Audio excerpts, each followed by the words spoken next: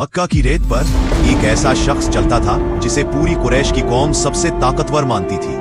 वो थे उमर इब्न खत्ताब। ताकत, बहादुरी और दलेरी, जिनका नाम सुनकर लोग कांप उठते थे। एक समय ऐसा भी था जब उनका गुस्सा इतना बड़ा कि वह हाथ में तलवार लेकर निकल पड़े।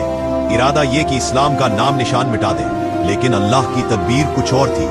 जब उन्होंने अपनी बहन के घर कुरान की आवाज सुनी, सूरह ताहा के अल्फाज उनके दिल में समा गए। वो आयतें सुनकर जिस दिल में आग थी वही दिल पिघल गया और आंखें आंसुओं से भर आईं। उस पल उन्होंने तलवार नीचे रख दी और कहा, मैं गवाही देता हूं कि अल्लाह के सिवा कोई माबूद नहीं और मोहम्मद सल्लल्लाहु अलैहि वसल्लम उसके रसूल हैं और इस्लाम को खत्म करने आए थे। वही उसकी सबसे मजबूत ढाल बन गए। उमर के ईमान लाने के बाद मुसलमान पहली बार खुलेआम काबा के पास नमाज पढ़ सके। नबी सल्लल्लाहु अलैहि वसल्लम की दुआ पूरी हुई, ऐ अल्लाह, इस्लाम को उमर से मजबूती दे। जब वो खलीफा बने तो सिर्फ अरब नहीं, पूरी दुनिया बदल गई। उन्होंने फौजों को सिर्फ ताकत से नहीं, अक्ल और हिकमत से चलाया। यरमूक के मैदान में 40,000 मुसलमानों ने 2 लाख रोमन फौज को शिकस्त दी।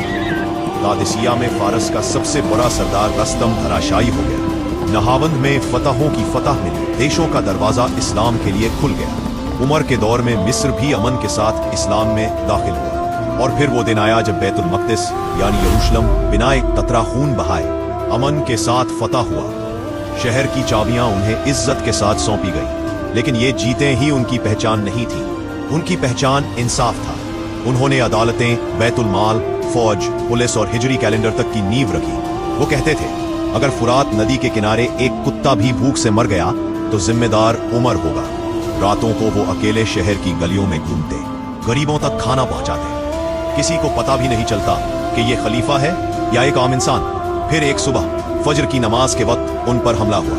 3 दिन तक दर्द सहने के बाद उन्होंने शहादत हासिल की और उन्हें वहीं दफन किया गया, रसूल अलैहिस्सलाम और अबू बकर रज़ियल्लाहु अन्हु के बिल्कुल पास। उमर, वो हुक्मरान जिसने अल्लाह के डर को बादशाहत से भी ऊपर रखा। वो इंसाफ जिसने दुनिया को बदल दिया। और वो रोशनी जो आज भी इतिहास के पन्नों पर चमकती है।